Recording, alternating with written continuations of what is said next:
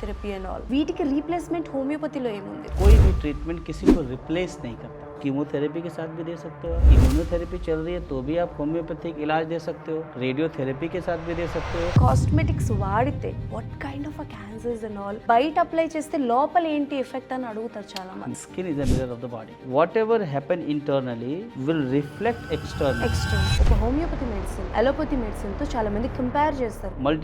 Multiple person asking this type of question. What about kids? వాళ్ళకి ఏం తెలియదు. 5 years kids కి, 10 years కిడ్స్ కి. Cancer is not a one night show. ये जो छोटा बच्चा है जिसको कैंसर हुआ है ना,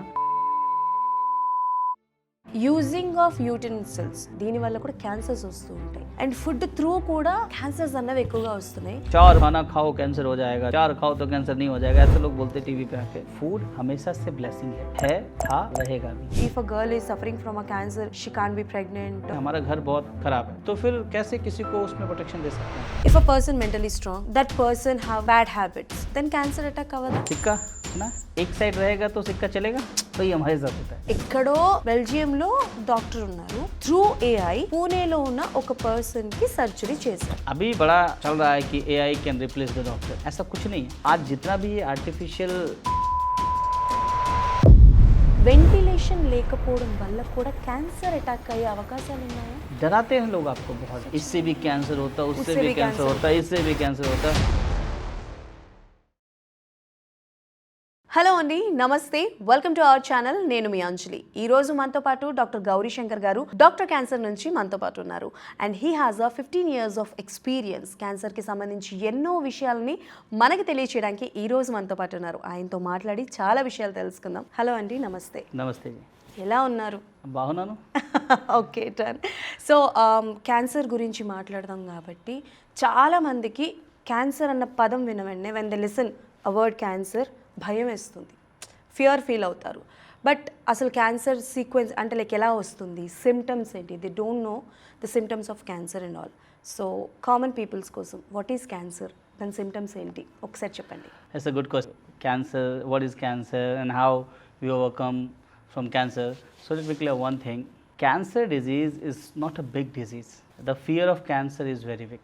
एंड वो डर है ना, वो डर क्यों होता है? Because of lack of knowledge. Okay.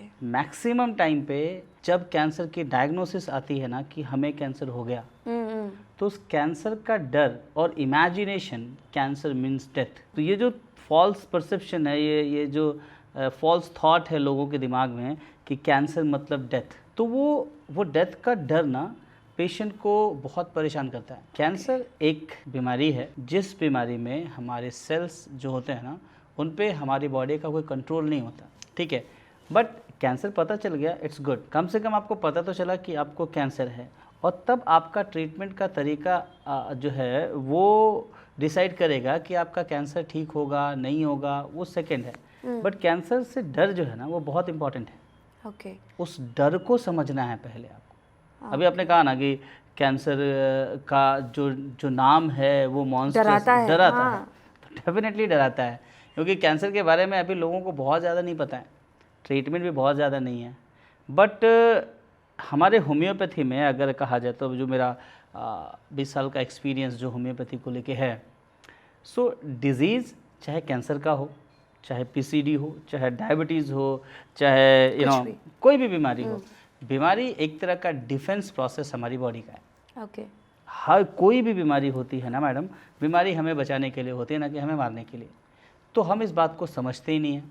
Okay. Her disease अपने आप में एक इंडिकेशन होता है कि कुछ तो गलत चल रहा है आपकी बॉडी के अंदर, सही करो, उसको सही करो, यही डिजीज़ का मतलब है, चाहे डायबिटीज़ हो चाहे कैंसर हो। ओके. डिजीज़ मीन्स फियर, या डिजीज़ का मतलब डर, ये कॉन्सेप्ट आप अपने दिमाग से निकालो, सबको कह रहा हूँ मैं बात। Okay. Disease means it's a time to intercept yourself कि what's wrong going in your body, Okay. what is abnormal in your thought process, in your diet, living, relationship. So ये सब समझने के लिए बीमारी आती है, कैंसर भी इसीलिए आती है। అంటే మీరు చెప్పింది మాకు చాలా వినడానికి చాలా హ్యాపీగానే ఉంది. లైక్ ఏదైనా డిజీజ్ వచ్చింది అని అంటే అది మనల్ని అంటే లైక్ మనలో ఏం రాంగ్ అవుతుందో అది తెలుసుకోవడానికి వస్తుంది తప్ప భయపడడానికి కాదు అని మీరు చెప్తున్నారు. Okay, we got it. But చాలామందికి తెలియదు ఏంటంటే the word cancer itself create a fear. And cancer అని అంటే క్యూర్ చేయలేని మెడిసిన్స్ లేవు, there is no medicine for curing of cancer అని అంటూ ఉంటారు. ఆఫ్ కెమెరా ఈయన మాకు కొన్ని కేసెస్ చెప్పారు, फ्रैक्शन ऑफ అంటే లైక్ 3 months लोने क्योर आएंगे. That was like shocking. आप अभी हमें ऑफ कैमरा में बताया था ना. अभी एक वर्ड आप यूज़ करो बार बार, क्योर क्योर क्योर. सो ये जो क्योर वर्ड है ना, ये यूजुअली कैंसर के लिए यूज़ नहीं करते लोग डरते हैं कि क्योर कैसे हो सकता है, और ऐसे ऐसे क्लेम करने पे भी लोगों को लगता है कि क्योर कैंसर का नहीं है. और सच में कैंसर के क्योर के लिए अभी भी जो हमारे इंस्टीट्यूशन हैं, WHO है या बड़े बड़े इंस्टीट्यूट हैं, उधर भी कैंसर प्रिवेंटिव चलता है, कैंसर क्यूरेटिव नहीं चलता. ओके. कैंसर का जो ट्रीटमेंट है, वो ट्रीटमेंट जो है वो 2 पार्ट में होता है. ओके. अगर देखा जाए तो अभी ये जो वर्ड क्योर स्टार्ट कहा आपने ना, तो अभी मैं बोलूँगा कि मैं कैंसर क्योर करता हूँ, बड़ी कंट्रोवर्सी हो जाएगी इस पर. ओके. बिकॉज कहीं पे भी कैंसर का क्योर अभी भी रिटर्न नहीं है. तो 100% क्योर नहीं कर सकते. 100% क्योर नहीं कर सकते ओके. कैंसर का. कैंसर को हम मैनेज कर सकते हैं.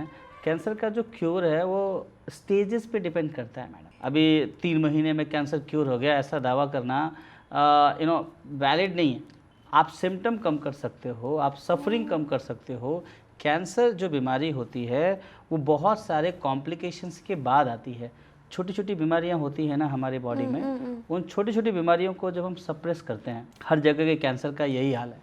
अगर माउथ का कैंसर है उसके लिए भी छोटी छोटी बीमारियां, छोटी छोटी परेशानी जो होती है, जैसे अल्सर हो रहा है बार बार माउथ में आपके, या आप स्मोकिंग कर रहे हो, आप वो गुटखा, पान मसाला, अल्कोहल, ये सारी चीज़ें आप ले रहे हो और आपको छोटी छोटी परेशानियां हो रही हैं.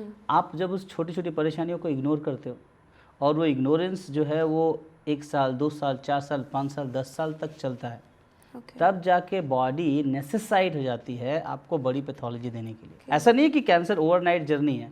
हाँ, ऐसा अब कल आपको कैंसर हो गया. कैंसर जो होता है ना, उसके लिए एक रास्ता है. हर बीमारी एक जर्नी होती है. तो एक डॉक्टर को वो जर्नी समझनी होती है, तब जाके पेशेंट का ट्रीटमेंट होता है. कैंसर की जर्नी समझनी है, और हमारे समझने से कुछ नहीं होता है. कैंसर की जर्नी जब पेशेंट समझता है, तब जाके उसको डर, जो उसका डर है ना कैंसर का, वो बाहर आता है. अच्छा. तो ये देखिए कहा जाता है, किताबों में भी कहा गया है, या ऐसे हमारे बड़े कहते हैं कि किसी भी डर का इलाज जानकारी है. If you have a knowledge तो फियर ख़त्म हो जाता है. ओके. तो अभी ये जो हम लोगों का प्लेटफॉर्म है जिस पे हम कैंसर के पेशेंट को देखते हैं, हम पेशेंट को 3 पार्ट में डिवाइड करते हैं. ओके. हम प्रॉपर इन्फॉर्मेशन देते हैं, और उस इन्फॉर्मेशन से ही प्रिवेंशन होता है. ओके. अगर आपको इन्फॉर्म कर दिया जाए कि भाई जो है वो ओवरी कैंसर है, या लंग कैंसर है, या माउथ कैंसर है, तो उस कैंसर को क्रिएट करने के लिए वो कौन कौन से फैक्टर्स रिस्पॉन्सिबल हैं, वो कौन कौन सा बिहेवियर आपके इमोशंस में जाके कैंसर क्रिएट करने की कैपेसिटी रखता है. आपका इमोशन, आपका डाइट, आपका लाइफस्टाइल, ये सब कुछ अगर आपको समझा दिया जाए तो कैंसर का डर खत्म हो जाएगा ना. जी ज़रूर. अभी डर क्या है? मर जाएगा. डर क्या है? और डर क्या है? कीमोथेरेपी, रेडियोथेरेपी लेना पड़ेगा, बाल गिर जाएंगे, वेट कम हो जाएगा, पेन आ जाएगा, ये डर है. और डर क्या है? फाइनेंशियली पैसा ख़त्म हो जाएगा, बहुत सारा पैसा लगता है. और सच में ऐसा है. It's a trauma. Cancer is a social trauma. लोग भी कहता है इसको कैंसर हो गया, लोग भी वैसे नज़र से दिखता है, तो ये इसका नेगेटिव एक्सपेक्ट है. ओके. लेकिन ये आएगा ही नहीं अगर प्रॉपर तरीके से आपने इस बीमारी को समझ ली. कहते हैं ना, prevention is better than cure. तो किसी भी फेयर का सबसे बढ़िया तरीका होता है कि पहले, वो कहते हैं ना कि डर के आगे जीत. सुना माउंटेन ड्यू? Mountain Dew. डर के आगे जीत. जी. तो डर के आगे जीत तब है जब आपके पास ज्ञान है, नॉलेज है. ओके. तो आपको या आप सब लोगों को पहले तो कैंसर के बारे में जानना है, कैंसर के बारे में पढ़ना है, कैंसर के बारे में सीखना है कि आखिर ये कैंसर है क्या. और आपका डर जायज़ है. और आज ये सोसाइटी में जो बड़ा फियर है ना इसको लेके, वो फियर वैलिड है. Why? Because now cancer become major problem for the society. Exactly. There is no age limits also. మతలబ్ ఒకటి నాకు అర్థం కాని విషయం, ఇందాక మీరు మెన్షన్ చేస్తున్నట్టు definitely will ask about age and all, but before that మీరు ఇందాక మాట్లాడుతున్నప్పుడు కీమోథెరపీ గురించి, రేడియోథెరపీ గురించి మాట్లాడారు. यस कीमोथेरेपी చేస్తే ఆస్తులు అమ్ముకోవాలి బికాస్ जैसे आप बोले हैं chemotherapy is very high in budget there are no one who can approach it and like చాలామంది దాన్ని తీసుకోలేక భయపడ్డ వాళ్ళు కూడా ఉంటారు సో వీటికి రీప్లేస్మెంట్ హోమియోపతిలో ఏముంది ఫర్ कीमोथेरेपी एंड ऑल ये बड़ा कंट्रोवर्शियल सवाल पूछा आपने और अय्यो। इसका जवाब भी बड़ा सावधानी से देना पड़ेगा। अच्छा पहली बात तो ये है कि कोई भी ट्रीटमेंट किसी को रिप्लेस नहीं करता, ठीक है। हम किसी को रिप्लेस नहीं कर सकते, जैसे मैं आपको रिप्लेस नहीं कर सकता, जी ठीक है। मैं अपनी क्वालिटी से आप पे वर्क कर सकता। सॉरी फॉर द इंटरप्शन अभी मैं रीप्लेस का वर्ड यूज़ की हूँ आप बोल रहे रीप्लेस नहीं कर सकते కానీ కీమోథెరపీ చేస్తూ హోమియోపతి రెండు ఈక్వాలిటీతో వాడచ్చా ఒకటే టైంలో వాడచ్చా if that is good they can use मैं आपको वही समझाने की कोशिश कर रहा हूँ। मैं प्रॉपरली आपको बहुत स्टेप बाय स्टेप समझाता हूँ। कैंसर और उसका इलाज, cancer and treatment of that cancer, this two thing is very very crucial and very important for patient only. Okay patient के पॉइंट ऑफ व्यू से भी ना ये इम्पॉर्टेंट है और डॉक्टर के पॉइंट ऑफ व्यू से इम्पॉर्टेंट है कि भाई कैंसर का ट्रीटमेंट कैसा होना चाहिए। तो कैंसर के ट्रीटमेंट कई स्टेजेस पे डिपेंड करता है। ओके इट्स नॉट कि हमें बुखार हुआ और हमने दवाई ले ली और बुखार ठीक हो गया, ऐसा नहीं है। कैंसर का ट्रीटमेंट उसके स्टेज पे डिपेंड करता है और कैंसर की स्टेजिंग होती है, नहीं कहते first stage, second stage, Second, final stage, yeah, ऐसा बोलते हैं लोग। तो पहली बात तो कैंसर को ट्रीट करने से पहले आपको ये समझना है कौन सी स्टेज कि में है? कौन सी स्टेज में आप कैंसर से जो है वो अफेक्टेड हो। तो कैंसर का स्टेज पता होना चाहिए आपको। स्टेज के बाद आपका ट्रीटमेंट का सिलेक्शन बहुत इंपॉर्टेंट है और टाइमिंग बहुत इंपॉर्टेंट है। अगर आपने टाइम पे इलाज किया और टाइम पे आपने इलाज का सिलेक्शन किया, ट्रीटमेंट का सिलेक्शन किया कि आपको होम्योपैथी में जाना, एलोपैथी में जाना, आयुर्वेदिक में जाना, किधर जाना है, वो सिलेक्शन इज़ मोर इम्पॉर्टेंट। अभी लोग कहते हैं कि ट्रीटमेंट का एक ही इलाज है कि हम कीमोथेरेपी, रेडियोथेरेपी में जाएं। बिल्कुल वो एक रास्ता है, नो डाउट वो रास्ता है और उससे पेशेंट Painful. को पेनफुल भी है और एसेंशियल भी है, ज़रूरी भी है। कुछ समय पे कीमोथेरेपी, रेडियोथेरेपी की ज़रूरत होती है, लेकिन उसका जो साइड इफ़ेक्ट होता है, उसका जो आफ्टर इफ़ेक्ट होता है वो पेनफुल होता है। उसके साथ हम होम्योपैथिक दवाई दे सकते हैं। आपने कहा ना कि कीमोथेरेपी और होम्योपैथी साथ चल एक ही सकता है साथ, कि नहीं। हाँ। एक साथ कीमोथेरेपी के साथ भी दे सकते हो आप, इसके साथ अगर इम्यूनोथेरेपी चल रही है तो भी आप होम्योपैथिक इलाज दे सकते हो, रेडियोथेरेपी के साथ भी दे सकते हो, या कोई और मेडिकल ट्रीटमेंट आप ले रहे हो, हर ट्रीटमेंट के साथ आप होम्योपैथी का इस्तेमाल कर सकते हो। और होम्योपैथी इटसेल्फ भी, अकेली होम्योपैथी में भी वो कैपेसिटी है कि आपकी बीमारी से लड़ सकती है। Okay as you mention cancer stages के हिसाब से मतलब इलाज किया जा सकता है అంటే చాలా వరకు ఈయన చెప్పింది ఏంటి అని అంటే లైక్ క్యాన్సర్ ఏ స్టేజ్లో ఉన్నా సరే మనం తీసుకునే ట్రీట్మెంట్ విధానం బట్టి మనం ఆలోచించే బట్టి స్టెప్ బై స్టెప్ తీసుకున్న దాన్ని బట్టి దాని ప్రికాషన్స్ అన్నవి ఇవ్వచ్చు అన్న పాయింట్ ఆఫ్ వ్యూలో చెప్తున్నారనమాట. కానీ నాకు వచ్చిన డౌట్ ఏంటి అని అంటే మీరు అన్నది స్టేజెస్ కావచ్చు, స్టేజ్ని బట్టి మనకి క్యాన్సర్ ఏ స్టేజ్లో ఉంది ఏంటి అని డిసైడ్ చేస్తారు, okay. But when it comes to women's, there are different kind of points like in their private part, vagina cancer, they say breast cancers, illa different cancers vastunte females ki. It's a quite personal question.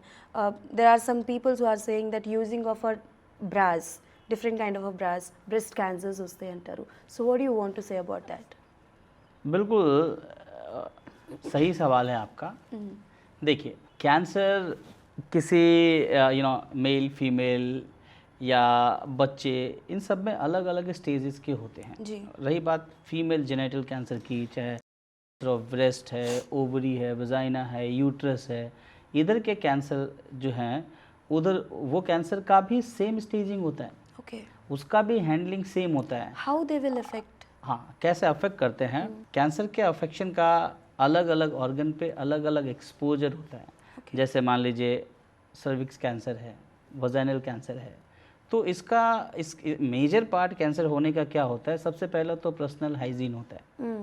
दूसरा ये जो hormonal pills लेते हैं हम लोग, Okay. ये जो copper T use करते हैं, ठीक है, ये अनप्रोटेक्टेड जो सेक्स होता है, इन सब से भी कैंसर का खतरा होता।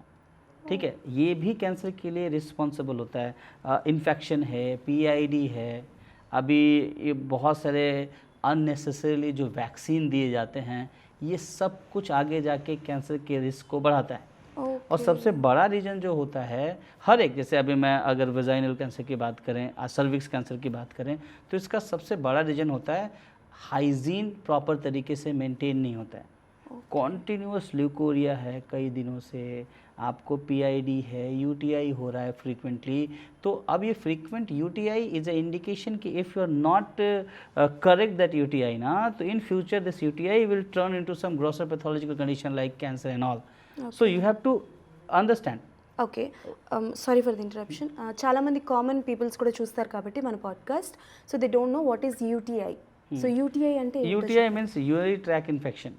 इन फीमेल बार बार यूरिन के लिए जाना, पेन होना, उधर यूरिन प्रॉपर तरीके से नहीं होना, इन्फेक्शन होना, उधर से discharge, fall smell, fall discharges, all these things are responsible for UTI, urinary tract infection. Okay. Why? Because female का जो यूरेथ्रा होता है, मेल का जो यूरेथ्रा होता है, दोनों की लंबाई जो लेंथ होती है ना, फीमेल की यूरेथ्रा की लेंथ छोटी होती है.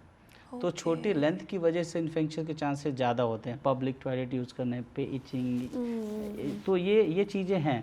तो पहले तो आपको बहुत प्रॉपर हाइजीन रखना है. जितने भी सेक्सुअली ट्रांसमिटेड डिजीज़ हैं या जितने भी कैंसर हैं जो प्राइवेट पार्ट्स पे होते हैं, उसका सबसे पहला कारण होता है प्रॉपर हाइजीन मेंटेन नहीं करना फॉर लॉन्ग टाइम. ओके, ठीक है. अभी आपने एक सवाल पूछा कि वो जो पैडेड ब्रा है उससे कैंसर का खतरा कैसे होता है. एक तरह से मिथ है, ठीक है, बट फिर भी इम्पॉर्टेंट है, क्योंकि हमेशा जो अंडर गवर्नमेंट होते हैं ना, वो ऐसा होना चाहिए जिससे कि एयर का जो पासवे है वो बना रहे. ठीक है. तो आज जो पैडेड ब्रा होते हैं या जो सिंथेटिक ब्रा होते हैं, उसमें बहुत सारे केमिकल होते हैं. तो जब रेस्पिरेशन होता है, जब पसीना होता है, तो वो केमिकल्स जो होता है उसको ब्रेस्ट एब्जॉर्ब करता है. उस एब्जॉर्ब की वजह से ब्रेस्ट में टॉक्सिसिटी आती है और उसकी वजह से कैंसर की संभावना हो सकती है. ठीक है. इसीलिए थोड़ा सा ध्यान देना है, वेंटिलेशन प्रॉपर होना चाहिए. ठीक है. तो इस वजह से हो सकता है. अभी माउथ कैंसर है, अभी सुना होगा स्किन कैंसर है. ये जो आजकल कॉस्मेटिक यूज़ करते हैं ना हम लोग, ये वो over makeup, lead, mercury, there so many things. अभी बोरेक्स, अभी सिंदूर इधर लगाने का तो प्रचलन नहीं है. वो जो सिंदूर लगाते हैं ना, जी, उधर भी लेड होता है. That will create cancer. आप नेक्स्ट क्वेश्चन पूछने से पहले आप अभी तक जो बताया मैं थोड़ा उनको बताती हूँ. సో చాలా వరకు ఫీమేల్స్కి క్యాన్సర్స్ రావడానికి మెయిన్ ఆఫ్ రీజన్స్ ఏమైనా ఉంటాయి అంటే, లైక్ విగినాలు చాలామంది క్యాన్సర్స్ వస్తూ ఉంటుంది కదా, లైక్ చాలామంది చెప్తుంటారు. సో మన లేడీస్ ప్రైవేట్ పార్ట్ని క్లీన్గా ఉంచుకోవాలి and that is a main part అని అయితే అంటున్నారు. అండ్ చాలా వరకు ఈ బ్రాస్ వల్ల వస్తాయి అని అంటున్నారు కదా క్యాన్సర్స్. దానివల్ల ఏంటంటే కొంచెం ఎయిర్ పాస్ అయ్యేటట్టు, కొంచెం ఫ్రీగా ఉండేటట్టు చూసుకోవాలి అని చెప్పి డాక్టర్ గారు చెప్తున్నారనమాట. సో होप అర్థం చేసుకొని फॉलो అవుతారు అనుకుంటున్నాను. So my next question is cosmetics. So हम सब जानते हैं, सो कॉस्मेटिक में different kind of chemicals use करते हैं. కానీ అందంగా కనిపించడానికి కాస్మెటిక్స్ వాడాలి. సో చిన్న పిల్లలు కూడా లిప్స్టిక్స్ వాడుతున్నారు, they are using cosmetics and all. So just tell me about like cosmetics వాడితే what kind of a cancers and all, ఆ సిమ్టమ్స్ ఏముంటాయి, what is the symptoms of skin cancer. Actually ये कहा गया है मैडम ना कि skin is a mirror of the body, right. Exactly. Skin जो है वो हमारी बॉडी का एक मिरर है. मतलब आपकी बॉडी के अंदर जो हो रहा है वो स्किन पे दिखता है. देन स्किन क्या होता है कि जब भी हम कॉस्मेटिक यूज़ करते हैं, तो कॉस्मेटिक आज बहुत हो गया है. और आप देखो मैक्सिमम पेशेंट को, मैक्सिमम फीमेल पेशेंट को PCOD है, पॉलीसिस्टिक ओवेरियन डिजीज़. बहुत सारा मिल जाएगा आपको. यूट्रस में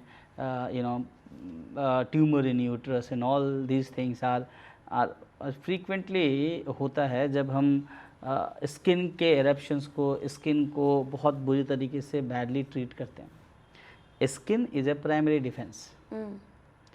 और स्किन पे कुछ भी होता है, अगर हमने उसको बाहर से ठीक करने की कोशिश करी अभी सुना होगा इधर अगर वो है डार्क सर्कल्स है तो दे यूज स्टीरॉयड। तो याद रखना, हमेशा मैं एक बात बताने जा रहा हूँ आप सबको बहुत इम्पोर्टेंटली, कि हमारी बॉडी में अंदर कुछ भी प्रॉब्लम होती है ना, सबसे पहले स्किन पे दिखाई जाती है। वाह। ठीक है, इसीलिए जितने भी हार्मोनल चेंजेस होते हैं, जितने भी पैथोलॉजिकल चेंजेस होते हैं, सबको सबसे पहले स्किन पे फेंका जाता है। Skin is a primary defence. तो अभी क्या करते हैं, स्किन पे बीमारी आई, अब स्किन की जो बीमारी है वो बीमारी अंदर के परेशानी को रिफ्लेक्ट कर रही है। हमने और क्या क्या मतलब क्या था, ये जो बाहर सिम्टम है इस सिम्टम को समझो और अंदर एड्रेस करो, कहाँ पे हो रहा है, क्या हाँ हो रहा अंदर है? एड्रेस करो कहाँ पे हो रहा है। फिर हमने क्या किया, अंदर एड्रेस नहीं किया, बाहर से उसको हटा दिया, क्रीम लगा दी या वो सनस्क्रीन लगा लिया या जो भी लगाते हैं लगा दिया, जितने भी क्रीम्स हैं, तो यहाँ से हटा, लेकिन अंदर से तो नहीं हटा। अब जो अंदर बीमारी थी वो फिर बड़े बड़े ऑर्गन्स को अफेक्ट करती है और फिर बीमारी का इनिशिएशन यहीं से होता है। Okay. Cosmetic is the major cause for primary growth in your body. Okay. ये जो गोरा होने का क्रीम लगाते हैं ना हम लोग, इसमें भी बहुत सारे केमिकल्स होते हैं जो आपके वाइटल ऑर्गन्स को, आपके अंदर किडनी को, లంగ్స్ को, ఓవరీ को అఫెక్ట్ करते हैं। కానీ మీరు చెప్పింది కరెక్టే, మన బాడీ ఏదైతే ఉందో, so skin is a mirror, మాకు అర్థమవుతుంది.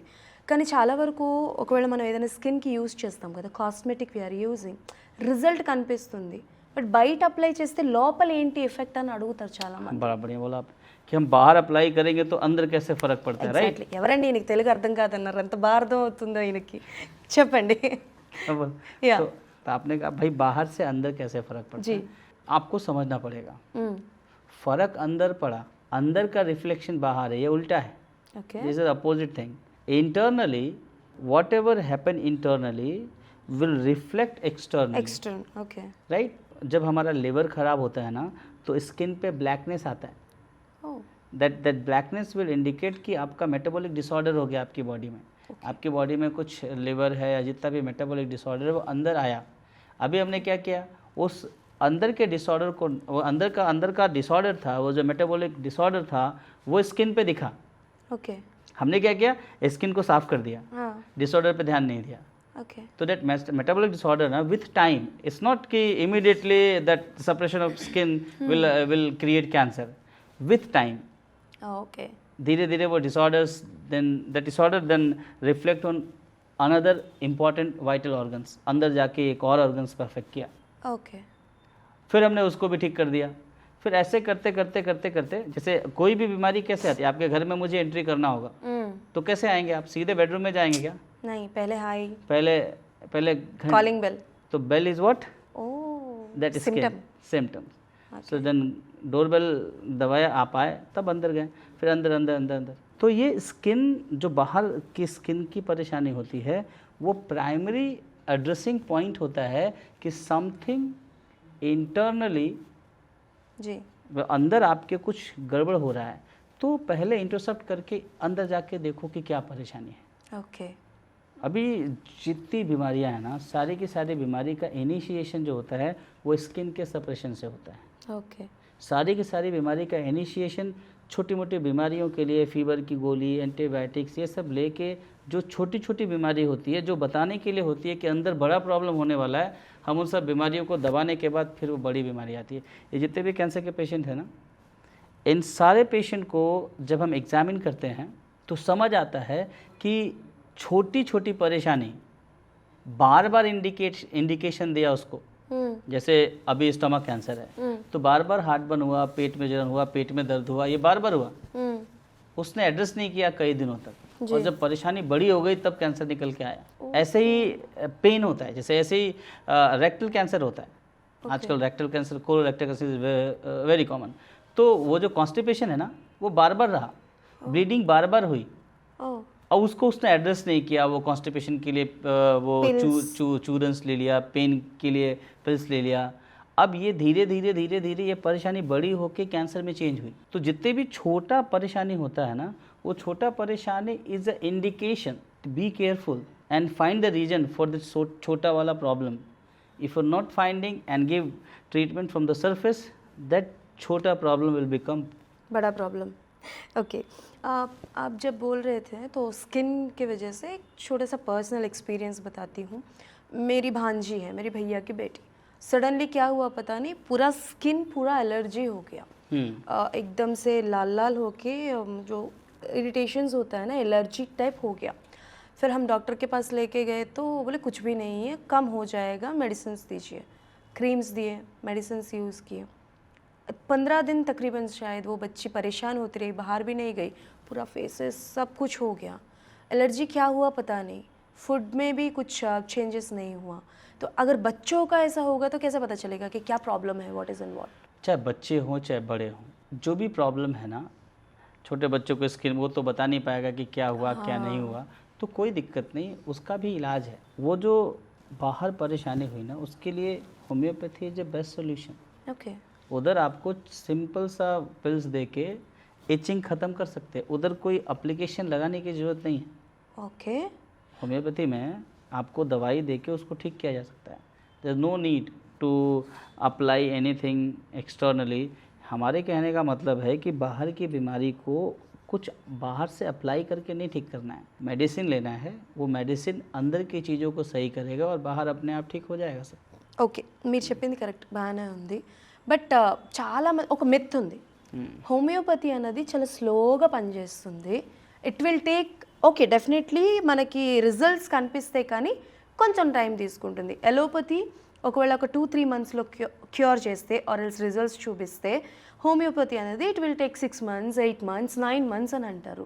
సో దానికి సంబంధించి మీరేం చెప్పాలనుకుంటారు? ఒక హోమియోపతి మెడిసిన్ అలోపతి మెడిసిన్తో చాలామంది కంపేర్ చేస్తారు కాబట్టి what do you want to say about like homeopathy medicine ఎలా వర్కౌట్ అవుతుంది, ఎంత టైం తీసుకుంటుంది, how much time it will take to work out and seeing the results and all? Multiple time multiple person are asking this type of question कि homeopathy ज़्यादा तेज़ी से काम करता कि एलोपैथी ज़्यादा तेज़ी से काम करता. जी. तो let me clear one thing, the duration of the treatment of any type of disease from eruption to cancer is not depend on the medicine what we select, right? कि if you're selecting allopathy then treatment is very fast, if you're selecting homeopathy treatment is slow. ये myth है. हमारा इलाज में कितना समय लगेगा ना, वो टाइम डिसाइड करता है कि हम किस तरह की बीमारी से सफ़र कर रहे हैं. ఓకే. अगर बीमारी बहुत दिनों की है, क्रॉनिक डिजीज़ है, अभी आपको 15 साल से किसी बीमारी से आप जूझ रहे हो, तो उसको 15 दिन में तो ख़त्म नहीं कर सकते ना. ఓకే. अभी कोई अब आप मान लो 15 दिन से आपको परेशानी है, तो इलाज 15 साल तो नहीं चल सकता ना. नहीं. तो इलाज जो है वो डिपेंड करता है, ट्रीटमेंट डिपेंड करता है कि आपकी बीमारी कौन सी है, कौन से स्टेज में है. स्टेज में है और कौन से और कितने दिनों से चली आ रही है. वाह. फिर भी अगर हम कंपैरिजन करें तो किसी भी बीमारी को 2 पार्ट में डिवाइड करते हैं हम. बीमारी अक्यूट है या बीमारी क्रॉनिक है. ओके. अक्यूट का मतलब कि 1 महीने 2 महीने से सफ़र कर रहे हो. क्रॉनिक का मतलब कि आप 1 साल 2 साल 4 साल 10 साल से सफ़र कर रहे हो. पहले ये निकालना होता है. अभी आप लोग कहते हैं कि एलोपैथी में बहुत अच्छे से इलाज होता है, या वो जो मेडिसिन है वो पेन तुरंत आराम मिल जाता है उसमें. बिल्कुल अच्छा है, पेन में राहत मिलेगा, but pain is a result of pathology. Okay. Pathology में राहत नहीं मिलती है, पेन में राहत मिलती है. होम्योपैथी क्या करती है, आपकी बीमारी को समझती है और जो कॉज ऑफ पेन है उधर हम वर्क करते हैं. ओके. इफेक्ट पे हम काम नहीं करते. Homeopathy is not working on the effect, it's working on the root cause, why and where the reason of disease are. Wow. So అంటే మీరు చెప్పింది నాకు చాలా బాగా నచ్చింది and examples is also very nice. నిజమే కదా, అంటే చాలా వరకు మనకి అర్థం కాదు ఎందుకు అంటే లైక్ అలోపతిని హోమియోపతిని కంపేర్ చేస్తారో అర్థం కాదు. ఆయన క్లారిటీగా చెప్పారు. సో హోమియోపతి అలోపతి అనేది 2 డిఫరెంట్ వన్ అనమాట. మనం చూస్ చేసుకునే విధానం బట్టి అది క్యూర్ అవుతుందా లేదా, ఎంతవరకు ఎంత ఫాస్ట్గా క్యూర్ అవుతుంది అన్నది డిసైడ్ చేస్తుంది. అండ్ మనకు వచ్చిన రోగం అన్నది లైక్ క్యాన్సర్ అన్నది ఏ స్టేజ్లో ఉంది, దాన్ని బట్టి అది ఎంత ఫాస్ట్గా రిజల్ట్ అవుతుంది అన్నది చూపించగలరు అన్న పాయింట్ ఆఫ్ వ్యూలో ఆయన అది చెప్తున్నారు అనమాట. హోప్ నేను చెప్పింది అర్థమైంది అనుకుంటున్నా. चलिए एक छोटा सा एग्जांपल देते हैं हम जी, आपको. अभी हाल ही में मेरे पास एक पेशेंट आया. उस पेशेंट को ब्लैडर, यूरिनरी ब्लैडर होता है ना, पेशाब जहाँ जी, रुकता जी, है, जी. उधर कैंसर था. यूरिनरी ब्लैडर में कैंसर था और कैंसर डिटेक्ट हुआ. और मज़ेदार बात क्या है कि उस पेशेंट ने अभी भी उसने उधर उधर वो गया, उसने सिटी स्कैन कराया, MRI कराई, फिर बायोप्सी भी कराया, हर जगह से कैंसर कंफर्म था. अब वो कैंसर के नाम से डर गया. ఓకే. सो उसने प्लान भी ली. उसने कहा कि हाँ, लोगों ने कहा कि भाई सर्जरी करेंगे, फिर कीमो करेंगे, फिर रेडियो करेंगे और अब ठीक हो जाएंगे. ऐसे करके उसको बताया गया. अब उसके मन में घबराहट और डर था. डेफिनेटली कोई भी डरेंगे. ठीक है, तो उसके एक दोस्त ने कहा कि एक बार सेकेंड ओपिनियन होम्योपैथी से ले लो. वो गुजरात से लखनऊ मेरे पास आया या ट्रीटमेंट के लिए. मैंने सारे रिपोर्ट्स देखे और जो आप करो फास्ट रिजल्ट होता है कि नहीं, तो देखने के बाद मैंने उसको रेमेडी प्रिस्क्राइब किया. मैंने उसको ऑलमोस्ट दिसंबर में रेमेडी दी मैंने बताए. उसे. और 1 महीने के बाद उसको ब्लैडर में पेन हुआ यूरिन के दौरान. तो वो डर गया कि बीमारी बढ़ गई, क्या हो गई. हमने कहा एक काम करते हैं, एक USG करा के देखते हैं. 1 महीना हुआ बस, USG कराया गया. उस USG के बाद उधर ब्लैडर बिल्कुल क्लीन था. ఓ వావ్. जिस ब्लैडर में कैंसर था वो ब्लैडर बिल्कुल क्लीन था. मुझे भी भरोसा नहीं हुआ. फिर मैंने उसको क्लिनिक बुलाया, फिर मैंने MRI कराई, सॉरी हमने उसका स्कैन कराया और स्कैन में बिल्कुल ब्लैडर क्लीन था. బా. अब कौन सी ट्रीटमेंट है जो कंफर्म कैंसर के स्टेज को 1 महीने में ब्लैडर क्लीन कर सकता है? उसका कैंसर मार्कर भी कम था. तो ब्लैडर का कैंसर, ब्लैडर में जो कैंसर था वो बिल्कुल ख़त्म हो गया. ఓకే. సో और वो 1 क्यूट महीने में. स्टेज में था. हाँ क्यूट स्टेज में. हाँ, वो अक्यूट स्टेज में था, 1 महीने में था. मज़ेदार बात क्या थी, उसने अभी तक कोई भी इंटरवेंशन नहीं किया. उसने कहा कि 3-4 महीने हम होम्योपैथी से देखते हैं, नहीं ठीक होगा तो सर्जरी तो एक ऑप्शन है ही. और ये बात मैं आप लोगों को भी कहना चाहता हूँ, जितने लोग पॉडकास्ट देख रहे हैं, हमेशा किसी भी बीमारी का जो इलाज है, ट्रीटमेंट है, उस ट्रीटमेंट का इनिशिएशन ना, you start initiation with homeopathic medicine. Okay. even cancer, PCOD, fever, diarrhea, eruption, whatever problem, you start your treatment with homeopathy. Super. నిజమే. Once homeopathy is not going to Work out prevent or work out, then you go through the other medical system. Yes exactly. So చాలామంది క్యాన్సర్కి like different medicines వాడే ఉంటారు, allopathy చాలామంది వాడే ఉంటారు. And ఆయన చెప్పినట్టు హోమియోపతి చాలా స్లో అని మనం అనుకుంటూ ఉంటాం, బట్ ఆయన చాలా మంచి క్లారిటీ ఇచ్చారు. ఒకవేళ ఆ స్టేజ్ కనుక ఒకవేళ స్టార్టింగ్ ఒక 1 month 2 months ఉండుంటే వాళ్ళు ఫాస్ట్గా అంటే లైక్ రిజల్ట్స్ వచ్చేలా చేయగలరు. But it continues 15 years 10 years నుంచో బాధపడుతూ ఉంటే అది క్రానికల్గా ఉంటుంది. కాబట్టి it will take some time to results రావడానికి, it will take some time అనేది చెప్తున్నారు. और पेन में भी बात करें, बहुत सीवियर पेन है, बहुत बड़ा कॉम्प्लिकेशन है, उधर भी हमारी दवाई काम करती है. अभी एक और केस अभी दिखाया मैंने आपको, हाँ, एक exactly. फीमेल के ब्रेस्ट कैंसर का था और इतना सीवियर कि आप उस पिक्चर को देख लोगे तो आपका चेहरा हिल जाएगा. ఆఫ్ కెమెరా మాకు ఒక పిక్చర్ చూపించారండి. వి కాంట్ మిమ్మల్ని మీకు మేము చూపించలేము. చూసినప్పుడు నేను చెప్తున్నప్పుడు నా ఫేస్ ఎక్స్ప్రెషన్స్ మీకు అర్థమవుతుంది. అంత సివియర్గా ఉన్న పర్సన్ని కూడా I think it will take 3 months, right? 3 month. और मैंने उसको कहा भी कि 3 महीने में आप घर से क्लिनिक पे आओगे. యా वो 3 महीने में आके वो डॉक्टर में आ गई. యా 3 months హోమియోపతి వాడారు, రిజల్ట్స్ కనిపించాయి. అండ్ ఇఫ్ కుదిరితే మేము బ్లర్ చేసి ఫొటోస్ వేయడం అనేది జరుగుతుంది. బట్ లిటరలీ చెప్తున్నాం, ఆయన మాటల్లోనే కాదు, ఆయన ప్రాక్టికల్గా కూడా కొన్ని చూపిస్తున్నారు, రిజల్ట్స్ అన్నవి ఫాస్ట్గా చూపిస్తాయని. బట్ నాకు ఒక డౌట్ ఏంటి అని అంటే, లైక్ నవ్ డేస్ ఒకప్పుడు food is a blessing, but now food is not a blessing, because different kind of వస్తున్నాయి. అండ్ ఫుడ్ త్రూ కూడా క్యాన్సర్స్ అన్నవి ఎక్కువగా వస్తున్నాయి. But tell me one thing, using of utensils like use చేసే plastic, copper, steel ఇలాంటివి ఉంటాయి కదా, దీనివల్ల కూడా క్యాన్సర్స్ వస్తూ ఉంటాయి. సో వాటి గురించి చెప్పండి. 2 पार्ट है. एक बोला आपने फूड, दूसरा बोला आपने मेटेलिक यूज. जी, तो दोनों को अलग अलग बताते हैं. we are talking about that and we are using plastic. Okay. तो दोनों को अलग अलग बताते हैं कि फूड और कैंसर. आजकल ये बहुत बड़े बड़े प्लेटफॉर्म है ना, वो आते हुए 4 खाना खाओ कैंसर हो जाएगा, 4 खाओ तो कैंसर नहीं हो जाएगा, ऐसे लोग बोलते टीवी पे आके. ऐसा कुछ नहीं है। हम्म, फूड हमेशा से ब्लेसिंग जी, है, था और रहेगा भी, ओके, कि बिना खाने के तो हम रह ही नहीं सकते ना। But selection of food will decide कि आपको क्या होगा। ओके, सबको पता है कि फास्ट फूड नहीं खाना, सब खाते हैं ना। सबको पता है कि प्लास्टिक के बोतल में पानी नहीं पीना, सब लेकिन पीते हैं। सब पीते हैं। तो ये जो पीते हैं खाते हैं, यही तो कैंसर का कारण है। ओके, एक्चुअली फूड के बिना नहीं रह सकते हैं। तो फूड का selection is a option, is your option ना, कि व्हाट यू चूज़।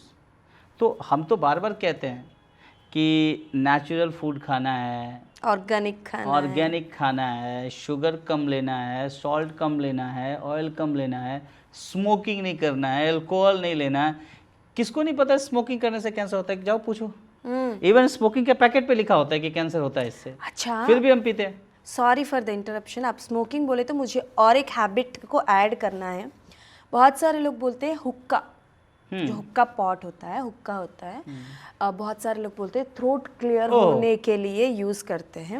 సో చాలా మందికి నేను ఆయన అడిగిన క్వశ్చన్ ఏంటంటే స్మోకింగ్తో పాటు హుక్కా అలవాటు ఉన్న వాళ్ళు చాలామంది ఏమంటారంటే నా గొంతు సవరించుకోవడానికి నేను హుక్కా వాడతాను and it gives us a relaxation stress buster అని అంటూ ఉంటారు. So as per my knowledge హుక్కా is more dangerous than smoke. देखिए, so what you want to say? हुक्का is the word that seems very cool. हुक्का नहीं, Exactly. हुक्का बार, गाना भी आ गया हुक्का बार. तो ऐसा नहीं है कि हुक्का से कैंसर नहीं होता या हुक्का अच्छी जगहों पे पिलाया जाता है. पहले सिगरेट गांजा पीते थे, हुक्का पीते हैं तो ये मॉडर्न हो गया. यही तो समझना है आपको, ठीक है?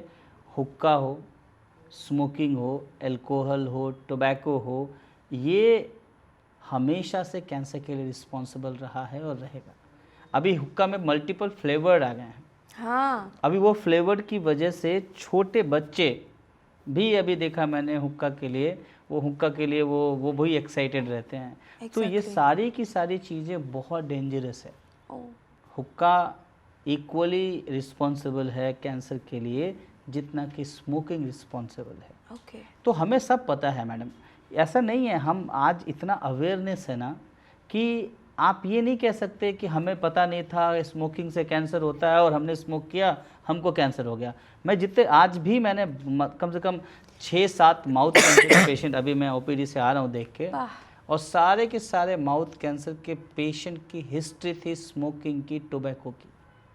అండ్ ఒక విషయం చెప్పండి, మీరు చెప్తున్నారు అందరికీ తెలుసు స్మోకింగ్ కానీ ఐ మీన్ హుక్కా కానీ లేదు అని అంటే టొబాకో కానీ ఆల్కహాల్ కానీ అందరికీ తెలిసే వాడతారు.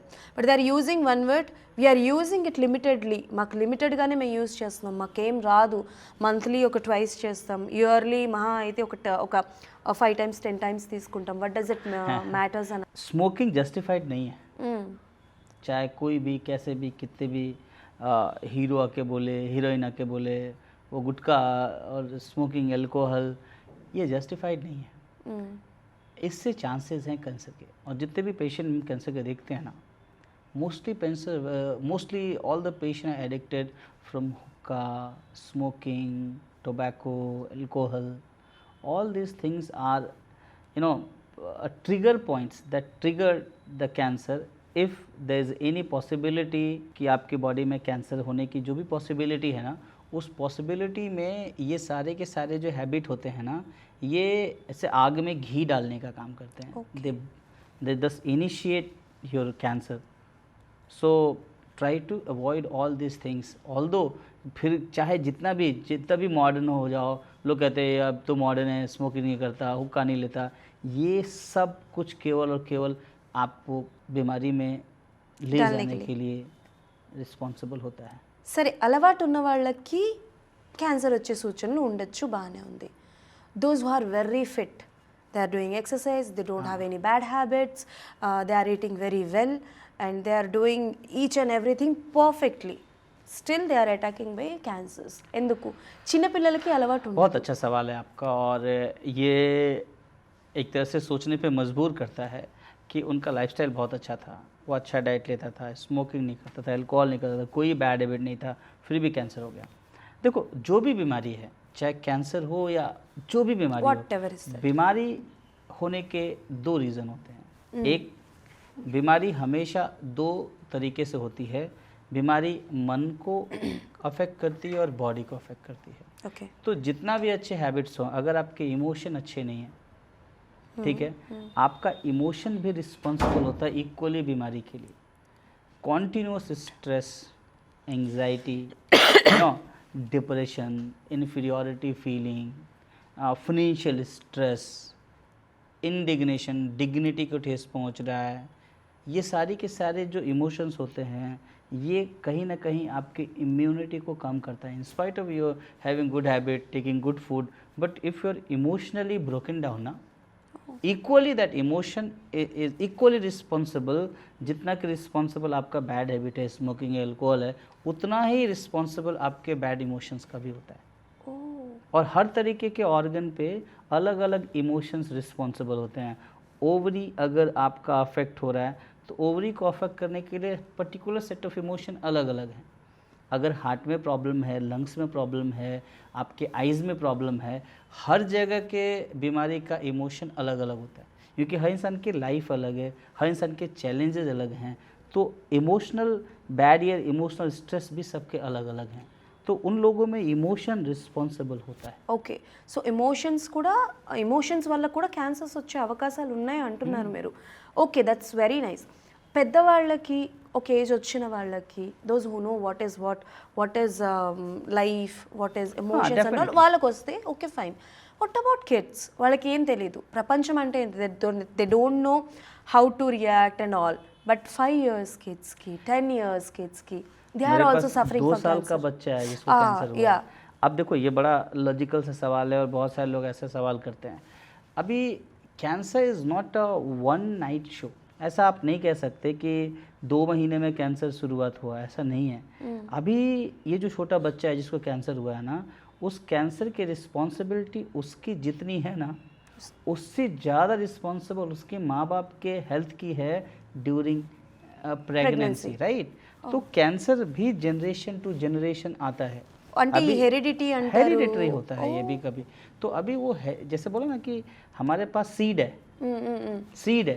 अब उस सीड को अगर प्रॉपर इन्वायरमेंट मिलेगा, उस सीड को सॉइल मिलेगा, उस सीड को वाटर मिलेगा तो ग्रो नहीं करेगा। अगर उस सीड को हम सॉइल ना दें, वाटर ना दें, तो ग्रो कभी नहीं करेगा। तो ऐसे ही वो माँ बाप जिनको बड़ी बीमारी है, या वो पेरेंट्स जिनको फ्यूचर में या उनके फैमिली हिस्ट्री में कैंसर है, उधर से कैंसर बच्चों में ट्रांसफ़र होता है। ఓకే. और वो कैंसर बच्चों में अर्ली एज में दिखता है, ठीक है। तो इसके लिए रिस्पॉन्सिबल माँ बाप हैं। और ये भी ज़रूरी है कि अगर किसी के पेरेंट्स को कैंसर है तो पॉसिबिलिटी है कि उसी पेरेंट्स का प्रोडक्ट है ना बच्चा, तो वो जो सीड है उस सीड में वो क्वालिटी है। तो अभी आपको ध्यान देना है कि अगर आपके फैमिली हिस्ट्री में किसी को कैंसर है तो आपको बहुत ज़्यादा सावधानी से ज़िंदगी जीनी है। आपको अपना डाइट, अपना लाइफस्टाइल, इमोशन, सब कुछ बहुत सही से रखना है। दैट मीन्स आप प्री डिस्पोज हो उसके लिए। Okay. So you should take care a lot and be aware of all these things: negative emotion, abnormal diet, abnormal habit, abnormal relationship. You should carefully avoid all these things if you have any history in your family for cancer. Okay. ఇండియాలో, not only India, మనకి తెలిసి చాలా మందికి 2 diseases అంటే భయం. They fear, they like if ఆ disease వచ్చిందంటే they just want to go and do some wrong thing. That is one HIV and second one is cancer. But చాలా వరకు నౌడేస్ ఈ క్యాన్సర్ అన్న పదం డిఫరెంట్ వేస్లో వస్తున్నాయి. As we mention, like clothes వల్ల కావచ్చు, లేకపోతే ఫుడ్ వల్ల కావచ్చు, ఇలా డిఫరెంట్గా వస్తున్నాయి. But tell me one thing, due to pregnancy టైంలో ఏదైతే ఈ క్యాన్సర్ ఏదైతే ఉంటుందో, సో దానివల్ల ప్రెగ్నెంట్ అవ్వకుండా ఉండే సిచ్యువేషన్స్ ఉన్నాయా? Is there any chances, by chance if a girl is suffering from a cancer, she can be pregnant or about ये चांसेस एंड ऑल? अभी आपने जो 2 बीमारी बोली ना, कैंसर और HIV, या वेरी डेंजरस, बट इन दोनों बीमारी का एक्सपीरियंस मेरे पास है। I have a patient who have HIV। उसको ना एम्बुलेंस में लेके आया था हमारे पास और बोला कि इसके लाइफ 1 महीने से ज़्यादा नहीं है। ओके. वो एम्बुलेंस में आया। अभी जब ये पॉडकास्ट ख़त्म होगा तो मैं उसका वीडियो दिखाऊंगा आपको। जी. और आज उसका CD4 जो था, जो कैंसर से लड़ने की के सेल्स होते हैं वो 3 थे, सॉरी वो उस टाइम पे ऑटोइम्यून बीमारी होती है तो CD4 सेल्स जितना ज़्यादा रहेगा उतना ज़्यादा आप लड़ सकते हो बीमारी से। उसके पास वो सेल्स 3 थे जी। और पूरा उसका था कि लाइफ इसका है नहीं, उसकी वजह से HIV की वजह से उसको मल्टीपल डिजीज़ हो गया, उसके लंग्स में इन्फेक्शन हो गया, उसको ट्यूबरकुलोसिस हो गया। इन सारे कंडीशंस में वो हमारे पास लेके आए। उसको दवाई देने के बाद 4 से 5 महीने में वो बिल्कुल फिट हो गया। आज उसके CD4 सेल्स 320 हैं। उसका डॉक्टर शॉक्ड हो गया, कहाँ उसका वो BHU से इलाज करा रहा है। तो उसके डॉक्टर ने मुझे फ़ोन किया, डॉक्टर आपने क्या किया इसको, कौन सी दवाई दी? हमने कहा होम्योपैथी दी है और होम्योपैथी से वो बिल्कुल ठीक है। ये सेम चीज़ मैंने आपको कैंसर में दिखाया। अभी आपका सवाल है कि प्रेगनेंसी में इश्यूज होता है क्या? प्रेगनेंसी है और या फिर किसी फीमेल को अगर कैंसर है, तो अगर वो कैंसर है और प्रेगनेंसी उसको हो रही है तो क्या कैंसर उनके बच्चे में ट्रांसफ़र हो सकता है, ये आपका सवाल है। तो देखिए मैं इतना ही बोलूँगा, बच्चा होता है ना जो माँ के पेट में होता है वो माँ के सारे इमोशंस को लेके बाहर आता है। तो अगर आपको कोई बड़ी बीमारी है, आजकल देखिए ना प्रेगनेंसी के बाद बहुत सारे बच्चों में बहुत सारे मल्टीपल डिजीज़ होते हैं, जैसे ऑटिज़म है या बहुत सारे ऐसे बीमारियां हैं जो प्रेगनेंसी के साथ बाहर आती है। तो चांस नहीं लेना है। अगर एक्सीडेंटली ऐसा हो गया है और आपको कैंसर प्रेगनेंसी के दौरान डिटेक्ट हुआ है तो उधर तो हम कुछ नहीं कर सकते, लेकिन आप प्रेगनेंसी का आप कैंसर का ट्रीटमेंट ले रहे हो तो उस दौरान कोशिश करो कि ये जो प्रेगनेंसी है ये अवॉइड करना है उस दौरान। इट माइट बी कि बीमारी ट्रांसफ़र हो जाए या फिर आपकी क्वालिटी अच्छी नहीं है तो आप कैसे एक हेल्दी बच्चा, जैसे हमारा घर बहुत ख़राब है तो फिर कैसे किसी को उसमें प्रोटेक्शन दे सकते हैं? एग्जैक्टली। तो प्रोटेक्शन नहीं दे सकते हैं और ये पॉसिबिलिटी है कि कहीं ना कहीं उस बच्चे में कोई ना कोई परेशानी रहेगी। इसलिए प्रेगनेंसी के दौरान अगर कोई कैंसर आपको है या आप कैंसर का इलाज करा रहे हो या कैंसर से जूझ रहे हो, उस दौरान कॉन्शियसली आपको प्रेगनेंसी अवॉइड करनी चाहिए। కొంతమందికి ఉన్న డౌట్, చాలా మందికి రీసెంట్ టైంలో ఉన్న డౌట్ ఏంటంటే కోవిడ్ చాలా మందిని భయపెట్టేసింది, హల్చల్ చేసేసింది. సో అలాంటి కోవిడ్కి దెర్ ఈస్ అ వ్యాక్సినేషన్ ఉంది. But cancer is the one thing, like ఇప్పటికీ క్యాన్సర్ అనగానే ఇట్లా షివర్ అవుతారు. ఇప్పటి వరకు వ్యాక్సినేషన్ ఎందుకు రాలేదు, వై అని ఒక క్వశ్చన్ మార్క్ ఉంటుంది. సో అలాంటి వాళ్ళకి what do you want to say, like కోవిడ్కి వ్యాక్సినేషన్ వచ్చింది బట్ క్యాన్సర్కి ఎందుకు రాలేదు అంటే what do you want to say? देखिए आपने बिल्कुल सही सवाल पूछा है कि किसी भी बीमारी का अगर वैक्सीन आ जाता है तो डर खत्म हो जाता है। जैसे कोविड था, कोविड में बहुत डर था, जैसे वैक्सीनेशन कोविड का हुआ डर खत्म हो गया। तो ऐसा हमारे सोसाइटी में ये बिलीफ है कि अगर किसी बीमारी का वैक्सीन है तो वो क्योरेबल है, फिर उस बीमारी से हम फाइट कर सकते हैं। तो कोविड में आया तो हम फाइट कर लिया। बहुत सारे ऐसे वैक्सीन हैं जिसको हम कहते हैं कि भाई इसकी वजह से हम बीमारी से लड़ सकते हैं। अब कैंसर का वैक्सीन क्यों नहीं आ रहा है या कैंसर में वैक्सीन का कुछ है, तो let me clear one thing कि बहुत सारी ऐसी बीमारियां हैं जिसमें वैक्सीन से कैंसर का खतरा कम हो जाता है। जैसे फीमेल में सर्विक्स कैंसर है ना, तो वो लगभग अब ख़त्म हो गई। जिस फीमेल ने वो वैक्सीन लगा लिया है ना, उनको बीमारी का चांसेस नहीं है। अभी जैसे जैसे मेडिकल साइंस डेवलप करेगा बहुत सारे वैक्सीन आ सकते हैं, but let me clear one thing, जो भी कैंसर जो है वो कोई एक किसी एजेंट से नहीं होता, right? Cancer is not caused by any pathological agent. तो अगर किसी एजेंट से हमें कोई बीमारी नहीं हो रही है तो वैक्सीन उसी का बना सकते हैं जिसका कारण हमें पता हो। पोलियो वैक्सीन पता है पोलियो का कारण, कोरोना वैक्सीन कोरोना का पता था, वही कोविड वाला वायरस है। रूबेला पता है उसका वायरस क्या है, पता है वो उसका एजेंट कौन सा है। तो जिसका एजेंट, जैसे आप ही के घर में आपको बताना है कि डॉक्टर गौरी आएगा तो उसको अंदर नहीं आने देने का, तो you have a idea about doctor Gauri Shankar and you give instructions to your guard, hello this man is, if this man is come ना, यू उसको आप अंदर नहीं आने। So when you don't know the reason, then vaccination कहाँ से निकलेगा? Simple सा। तो कैंसर का तो अभी तक पता ही नहीं चला कि कैसे होता। Multiple factor responsible for cancer. Smoking का वैक्सीन बना लो तो मज़ा आ जाएगा। है क्या वैक्सीन? अल्कोहल का वैक्सीन है? नहीं। बैड हैबिट का वैक्सीन है? इमोशंस आपके बुरे हो जाएं, डिप्रेशन का वैक्सीन है, एंजाइटी नहीं, का वैक्सीन नहीं। है, पॉल्यूशन का वैक्सीन है। तो जब इन सब फैक्टर से कैंसर होता है और इसका वैक्सीन नहीं है तो कैसे वैक्सीन आ सकते हो आप? ఇంత సింపుల్గా అర్థం చెప్పే వాళ్ళు ఎవరైనా ఉన్నారా? చెప్పండి, అడగండి. మీరు ఇందాక మాట్లాడినప్పుడు కోవిడ్ వ్యాక్సినేషన్ గురించి నేను మిమ్మల్ని అడిగా. చాలామంది కోవిడ్ వ్యాక్సినేషన్ వేసుకున్న వాళ్ళకి క్యాన్సర్ అటాక్ అవుతుంది అని చెప్తున్నారు. Those who are taking Covid vaccination they are also attacking by cancer అని అంటున్నారు. Is it true? It is absolutely wrong, right? Okay. Why? Because this is a myth. Okay. People are saying कि due to COVID vaccine there's immunity going Lack. worse, a lot of heart attack is coming.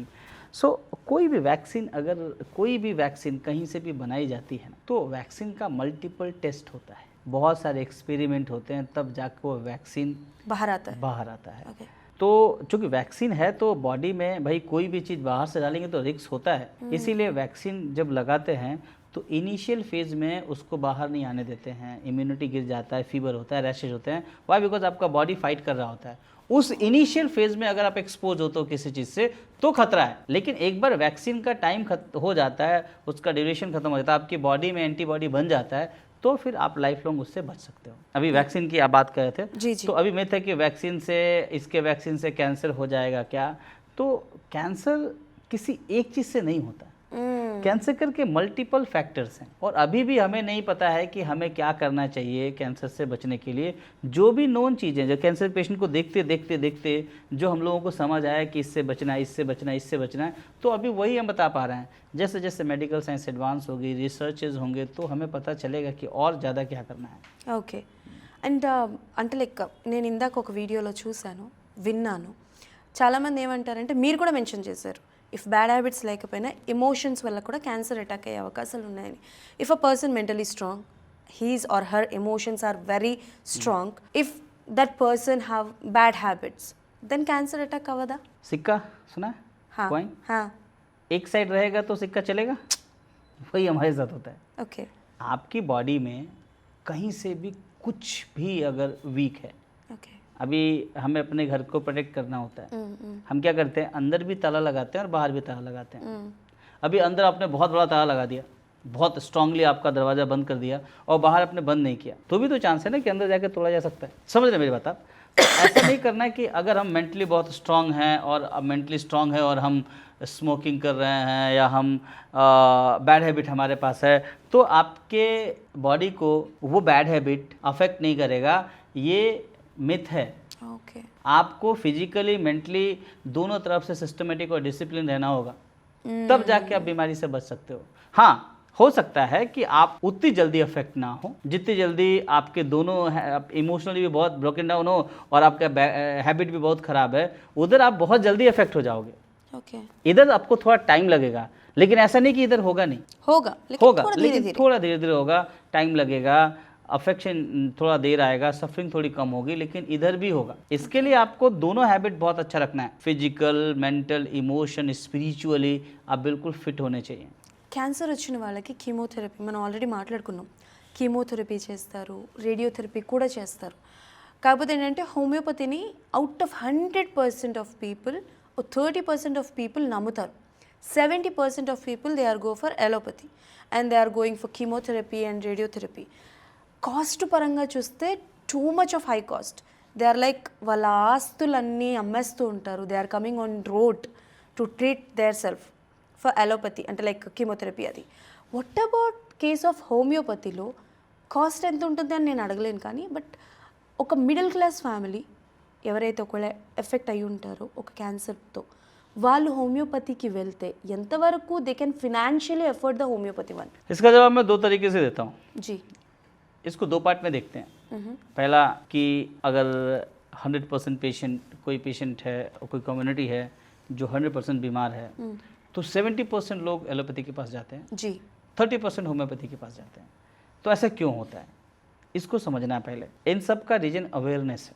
अभी मैंने आपको case दिखाया ना आपको? जी जी जी. मान लो ऐसा कुछ होता है किसी को, तो आपको पता है कि क्या कंसिक्वेंस है, तो अभी आप किधर भेजोगे अपने पेशेंट को? अभी आप मुझे दिखाएं. हाँ. मैं अभी जानती हूँ. हाँ. तो मैं डेफिनेटली आपके पास भेजा. हाँ. तो ये कि इसकी कमी है आज भी सोसाइटी में. ओके. बहुत सारे लोग अभी भी होम्योपैथी के बारे में नहीं जानते, और जानते भी तो क्या जानते हैं, होम्योपैथी मीठी गोली होती है, लंबा इलाज होता है, देर तक इलाज होता है, फ़र्क नहीं पड़ता है, ऐसे ही बहुत सारे सवाल पूछ के दवाई दे देते हैं। तो ये उनको पता नहीं है, अवेयरनेस नहीं है लोगों के पास। होम्योपैथी का अवेयरनेस अभी भी लोगों के पास नहीं है। मैं बताऊं, होम्योपैथी कंप्लीट मेडिकल साइंस है। Lack of awareness, lack of awareness है। लोगों को पता नहीं है कि इसका इलाज भी होम्योपैथी में है। सबको पता है कि अगर कैंसर हो गया तो एक ही इलाज है, कीमोथेरेपी, रेडियोथेरेपी, रेडिएशन। ये इसके अलावा भी कई रास्ते हैं इलाज के, वो भी रास्ता इक्वली उतना ही इफ़ेक्टिव है जितना कि हमारा बाकी का रास्ता है। तो पहले तो लोगों को पता होना चाहिए कि कई रास्ते इलाज के हैं, और आपको आंख बंद करके किसी भी इलाज को चुनना नहीं है, आंखें खोल के ट्रीटमेंट का सिलेक्शन करना है, पहली चीज़। दूसरी चीज़, ट्रीटमेंट और कॉस्ट पे बात करते हैं। कहते हैं कि भाई बाकी मेडिकल साइंस बहुत कॉस्टली हैं, और हैं। कभी कभी क्या होता है, कैंसर का ट्रीटमेंट ना इतना ज़्यादा पेनफुल इसलिए हो जाता है कि उधर बहुत पैसा लगता है। एक एक साइकिल में 3-3, 4-4 लाख लग जाते हैं। हमारे यहाँ क्या है कि एक साइकिल के कॉस्ट में आप 1 साल इलाज कर सकते हो, और इफ़ेक्ट उतना ही है। बस ये है कि लोगों को पता नहीं है कि क्या करना है। कॉस्ट, कभी एक समय पे क्या होता है, कभी कभी कॉस्ट इम्पॉर्टेंट नहीं होता है, कौन सा ट्रीटमेंट को सिलेक्ट किया जाए वो ज़रूरी होता है। अभी कभी कभी पेशेंट की हालत जब वर्स सिचुएशन में होती है, फिर हमें सिलेक्शन पे ध्यान देना होता है कि किसका इलाज करना है। होम्योपैथी का सिलेक्शन कब करना है, एलोपैथी का सिलेक्शन कब करना है, बाकी के मेडिकल साइंस का सिलेक्शन कब करना है, वो पेशेंट की कंडीशन पे डिपेंड करता है। हमारे पास बहुत सारे पेशेंट आते हैं जिनका, अभी कल मेरे पास एक पेशेंट आया जिसको ट्यूमर था, माउथ कैंसर था। अब उस पेशेंट का एक ही इलाज था कि उसकी सर्जरी पहले की जाए, तो हमने उसे सर्जरी के लिए रेफ़र किया। ऐसे ही बहुत सारे, जब हम जितने डॉक्टर्स हैं ना, वो सब कलेक्टिवली एक दूसरे को समझ के, पेशेंट का ख्याल रख के, उसके इलाज के लिए कौन सा सिस्टम ज़्यादा ईजी है उधर भेजेंगे, तो तब जाके लोगों को अवेयरनेस होगा। वाह। और कॉस्ट वाइज बात करें तो हमारे यहाँ कॉस्ट बहुत कम है, इफ़ेक्ट भी बहुत ज़्यादा है। होम्योपैथी से इलाज करने के 2 फ़ायदे हैं। एक, आप जिस भी बीमारी के लिए, जिस भी परेशानी के लिए अपना इलाज करा रहे हैं ना, उस इलाज के दौरान आपको कोई साइड इफ़ेक्ट नहीं होगा। दूसरा, आपको पता चल जाएगा कि आपको किस बीमारी के लिए इलाज दिया जा रहा है। तो पहले आपकी बीमारी को समझते हैं हम, और आपकी बीमारी को जितना हम समझते हैं उतना अगर आप समझ गए, आपको पता चल गया कि हमारी बीमारी के पीछे ये कारण रिस्पॉन्सिबल है, तो आप कॉन्शियसली उससे बचने लगोगे।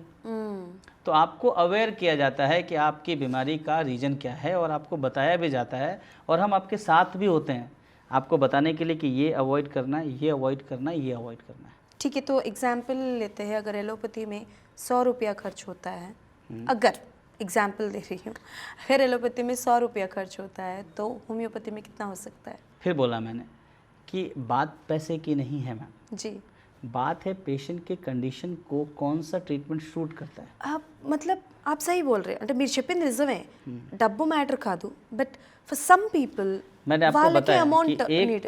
एक साइकिल के कीमो में हमारे यहाँ 1 साल इलाज कर सकते हैं। ఓ అయితే కీమోథెరపీ ఎంత ఉంటుందో మనకు తెలియదు కాబట్టి దాన్ని బట్టి మీరే కౌంట్ వేసుకోండి అనమాట. Super sir. అంటే నాకు తెలిసినంత వరకు ఏఐ అన్నది డెవలప్ అయి వెళ్తుంది. రీసెంట్గా ఒక వీడియో చూసాను నేను, ఎక్కడో బెల్జియంలో అనుకుంటా, if I'm not correct me, బెల్జియంలో డాక్టర్ ఉన్నారు, త్రూ ఏఐ పూణేలో ఉన్న ఒక పర్సన్కి సర్జరీ చేశారు. సో ఈ ఏఐ రావడం వల్ల చాలామంది డిఫరెంట్గా ఎఫెక్ట్ అవుతున్నారు. కొంతమంది పాజిటివ్, కొంతమంది నెగిటివ్. బట్ వాట్ అబౌట్ అయినా ట్రీట్మెంట్ పొజిషన్కి వచ్చేసరికి ఒక డాక్టర్ని రీప్లేస్ చేస్తుంది. ఇది రీప్లేస్మెంట్ అనే అంటారు కదా. देखिए बड़ा अच्छा सवाल है आपका, और आजकल बड़ा चल रहा है। मेरे पास भी पेशेंट आते हैं, वो चैट जीपीटी करके आते हैं, ठीक है कि डॉक्टर, हाँ नहीं वो पेशेंट करके आता है चैट जीपीटी, डॉक्टर ये इलाज ये इलाज ये इलाज, मतलब आपको इलाज करने के लिए बोलते हैं? हाँ वो कहता है ये चैट जीपीटी ये ट्रीटमेंट बोलकर डॉक्टर साहब ऐसे करने का है, वो सब पढ़ के आते हैं। अच्छा। हमने लिखा है कि गूगल वाले लोग हमारे क्लिनिक में नहीं आ सकते। अब इसका बहुत अच्छा सा जवाब देते हैं। All this things are instrument. Okay, ये सब इंस्ट्रूमेंट है ना, सब इंस्ट्रूमेंट है। AI is instrument, it's not a person, it's a instrument. Okay. अब एक इंसान ने एआई को जो भी इंफॉर्मेशन दिया, उस इंफॉर्मेशन को कलेक्ट करके एक समरी बना के हमें सजेस्ट करता है ये कीजिए। ये कीजिए, ये समझना है आपको। अभी इंस्ट्रूमेंट है, इंस्ट्रूमेंट चलाने वाला चाहिए ना। अगर इंस्ट्रूमेंट का एप्लीकेशन कौन कर रहा है विल डिसाइड कि उसका इस्तेमाल कैसे करता है। अभी बड़ा चल रहा है कि AI can replace the doctor, ऐसा कुछ नहीं है। एआई को बनाया किसने? इंसान। तो इंसान को एआई रिप्लेस कभी नहीं कर सकता। हाँ, एक्यूरेट इन्फॉर्मेशन दे सकता है, कैलकुलेशन में हमसे फास्ट हो सकता है, क्योंकि ह्यूमन ब्रेन क्लियरिटी से मल्टीपल टाइम किसी भी चीज़ का कैलकुलेशन नहीं कर सकता। बट जो रिफ्लेक्सेस होते हैं हमारे, जो हमारे इंटेंट होता है, इंट्यूशन होता है, ये सब एक डॉक्टर को एक्सपीरियंस से आता है। ठीक है, वो एक्सपीरियंस, वो टच, वो फील कभी भी एआई के पास नहीं हो सकता। और आज ये बात बिल्कुल सच है कि आज लोग एआई पे ज़्यादा भरोसा करते हैं रादर देन इंसान पे। तो देखा जाए तो ये एक तरह का खतरनाक बिलीफ है। ओके। ये बिलीफ उतना स्ट्रॉन्ग नहीं है। तो जो देखिए ना, हर पेशेंट बीमार होता है ना, तो उसके इमोशन को समझना होता है। कभी भी इमोशंस को कोई भी इंसान के अलावा कोई क्रिएचर नहीं है जो आपकी इमोशन को समझ पाए, आपकी फीलिंग को समझ पाए। యా మీరు చెప్పేది కరెక్టే, కానీ ఆ ఇన్సిడెంట్ జరిగిన తర్వాత లైక్ ఎక్కడో ఉన్న పర్సన్, ఎక్కడో ఉన్న డాక్టర్, హీఈస్ నాట్ హియర్, కొన్ని దేశాలు దాటి ఉన్నారు. అక్కడ ఉన్న డాక్టర్ ఇక్కడ ఇండియాలో ఉన్న ఒక పర్సన్ని సర్జరీ చేయడం అన్నది త్రూ ద ఏఐ సో చాలా వరకు డెవలప్ అయిపోయింది, ఇదే కంటిన్యూ అవ్వచ్చేమో అన్న పాయింట్ ఆఫ్ వ్యూలో ఉన్నారు. वहाँ से सजेशन दे सकता है, సజెషన్. वहाँ से वो प्रॉम्प्ट दे सकता है। जब तक यहाँ कोई नहीं रहेगा तब तक वो चीज़ नहीं हो सकती। एक बार कभी जाके देखना रोबोटिक सर्जरी में, आपको लगता है रोबोट सर्जरी करता है आके, जाके Instructions. देखना उधर कैसे सर्जरी होती है। तो ये बस कहने के लिए एक फैंटेसी है कि ऐसा हो सकता है, ऐसा कभी नहीं हो सकता। ఓకే. कभी भी इंसान को मशीन रिप्लेस नहीं कर सकती। ఓకే. हमारे इमोशंस जो अभी हम और आप बात करके जिस तरह से इमोशनल कांटेक्ट आया, जो फीलिंग आई, ये जो बॉन्ड आया, जो और आया, जो रिफ्लेक्स आया, ये कोई मशीन भी नहीं आ सकता। इधर आया क्या ये? नहीं. इसका काम वही है जो मैं कह रहा हूँ। तो चाहे कितनी भी हाई टेक्नोलॉजी की कार हो, चलाने के लिए एक इंसान चाहिए। डॉक्टर जी, इंग्लिश में एक कहावत है, हाँ, prevention is better than cure. तो बहुत सारे लोगों को डाउट आता है कि कुछ प्रिवेंशन है कैंसर के लिए या फिर कुछ है बोल के पूछते हैं, तो आप क्या बताना चाहते हैं? बड़ा देखिए, प्रिवेंशन तो हर बीमारी के लिए, और प्रिवेंशन जैसे बाकी बीमारियों के लिए वैसे कैंसर के लिए भी है।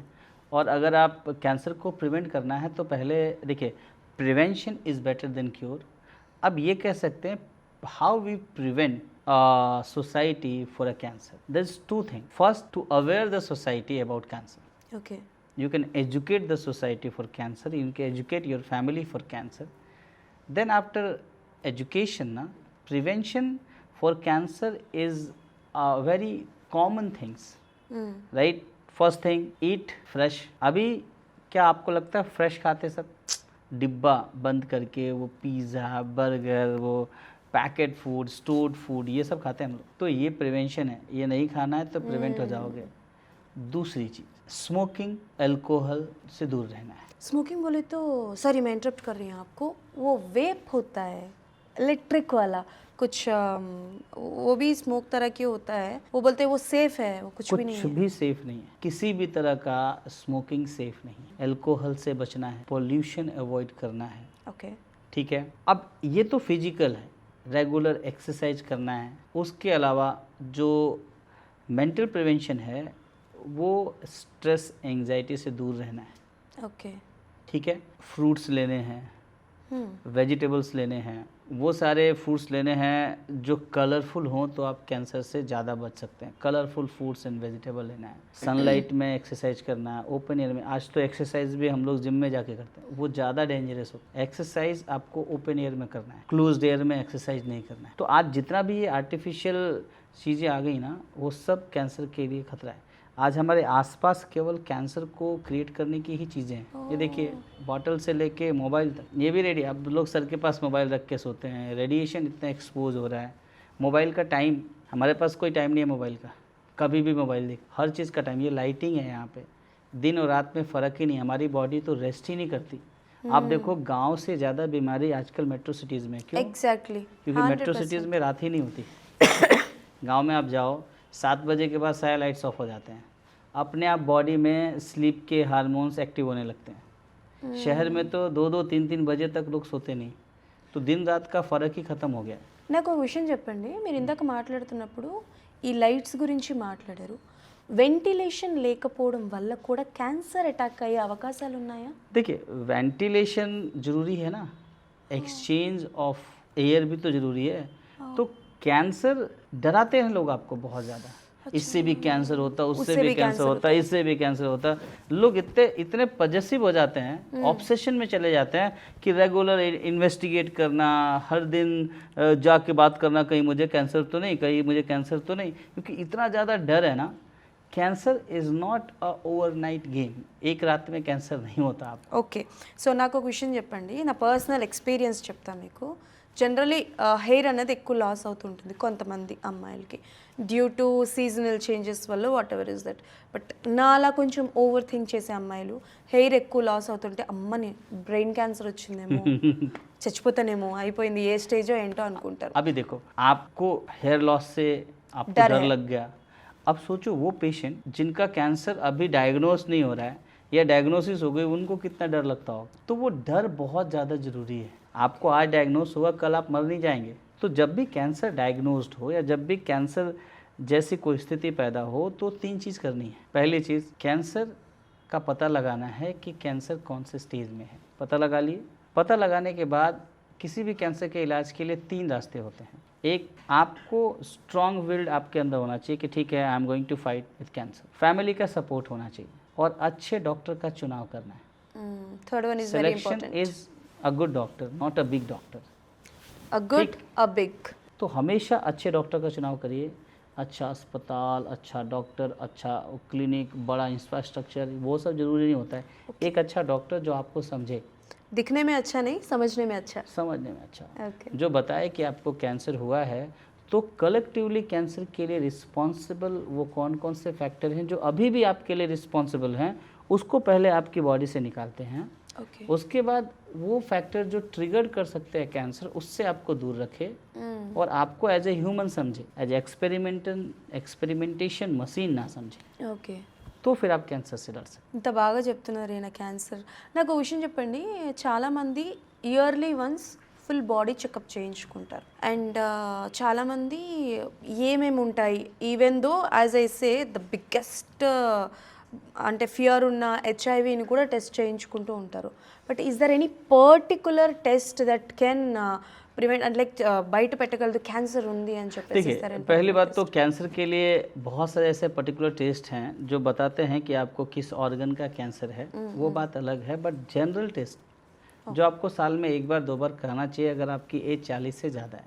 40 से ज़्यादा. हाँ, तो CBC कराना है जिससे आपको पता चले कि आपके ब्लड सेल्स कैसे हैं। आपको LFT कराना है, आपको KFT कराना है, आपको लिपिड प्रोफाइल कराना है, शुगर कराना है। ये सारे के सारे इन्वेस्टिगेशन नॉर्मल रूटीन में है। Oh. कोई भी परेशानी अगर आपको होती है, चाहे कोई भी बड़ी बीमारी या छोटी बीमारी होती है, इन 4-5 टेस्ट में दिख जाता है। ओके. भाई LFT, KFT, lipid profile, CBC, इनमें पता चल जाता है कि भाई आपको कोई बड़ी बीमारी है। अगर आपको कोई टेस्ट में कुछ एबनॉर्मल आता है और किसी एक ऑर्गन की अफिनिटी आती है, किसी ऑर्गन से आपका, जैसे मान लो कि CBC खराब है हमारा और हमें किसी एक ऑर्गन में, लीवर में स्वेलिंग है, तो हमें लिवर के पर्टिकुलर टेस्ट पे जाना है। फिर उसके लिए अलग से टेस्ट कर सकते हो आप कि भाई आपको जो है वो लिवर में LFT कराया, स्कैन कराया। मान लो कि अगर ब्रेस्ट में प्रॉब्लम है तो ब्रेस्ट के लिए स्पेसिफिक टेस्ट आता है, CA-153 कराना। ऐसे बहुत सारे ऐसे कैंसर रिलेटेड एग्जामिनेशन भी हैं, जैसे CA-125 है, CA-119 है, CA-153 है या फिर CEA है। ऐसे ये सारे के सारे टेस्ट बताते हैं कि कहीं ना कहीं आपकी बॉडी में कैंसर है। तो अभी तो बहुत सारे ऐसे इन्वेस्टिगेशन है, लेकिन जो प्राइमरी इन्वेस्टिगेशन है जो सबको कराना चाहिए वो CBC, LFT, KFT, lipid profile, ये रेगुलर फैशन में आपको कराना चाहिए। 1-2 साल में USG पे भी जाना चाहिए आपको। Okay. क्योंकि आपको पता है ना, अभी आपने बोला कि prevention is better then cure. Okay. So one final last question.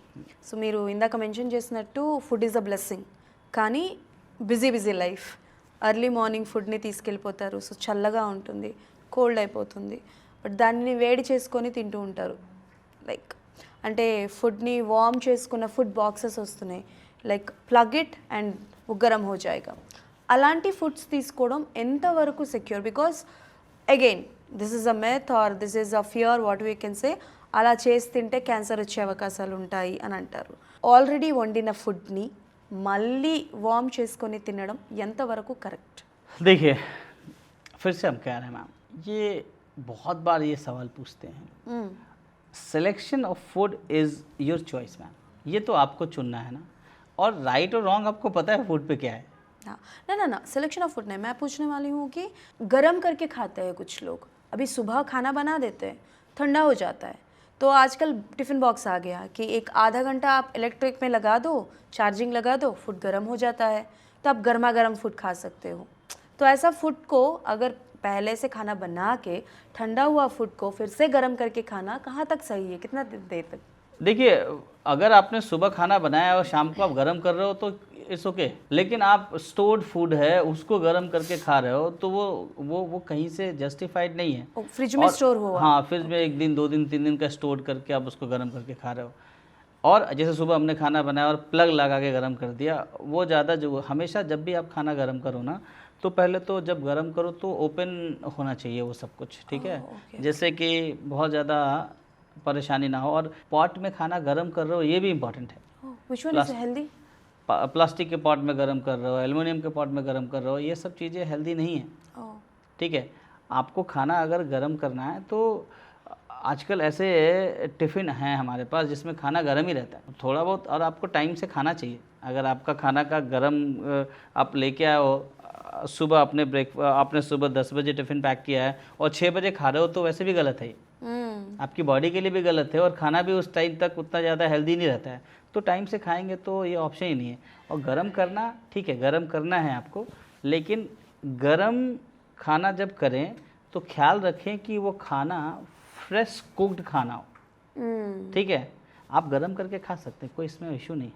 మీరు ఇందాక మెన్షన్ చేశారు ఫ్రిడ్జ్లో పెట్టింది మనం తినకూడదు అని చెప్పి. There are some things like cheese balls और ये सब नहीं खाना फ्रेंच फ्राइज नहीं खाना है. फ्रैंकली ये स्टोर्ड फूड है, इसको फ्राई करके गरम करके नहीं खा. अगर चिप्स बनाना है, फ्रेंच फ्राई बनाना है तो फ्रेश घर में बनाओ. बाहर के स्टोर्ड चीज़ों में प्रिजर्वेटिव होता है.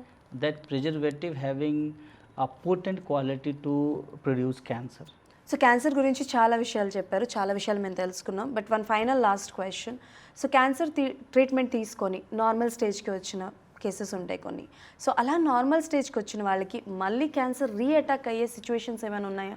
बिल्कुल कैंसर रीअटैक हो सकता है. अगर देखो किसी भी फेज़ में हमने एक पेशेंट को ठीक किया, ये बाकी के सिस्टम की बात कर रहे हैं. अगर आपने बाकी के मेडिकल सिस्टम में आपने ट्रीटमेंट लिया और ट्रीटमेंट के बाद वापस से वो एक्साइटिंग कॉज, जिस कॉज ने कैंसर दिया था, जैसे बोला गया आपको अच्छा खाना खाना है, एक्सरसाइज करना है, वापस से अल्कोहल नहीं, आपको लीवर कैंसर है और आपको मना किया गया कि आपको अल्कोहल नहीं लेना है, आपने वापस से अल्कोहल ले लिया, तो वापस से कैंसर रीअपीयर हो सकता है, ठीक है.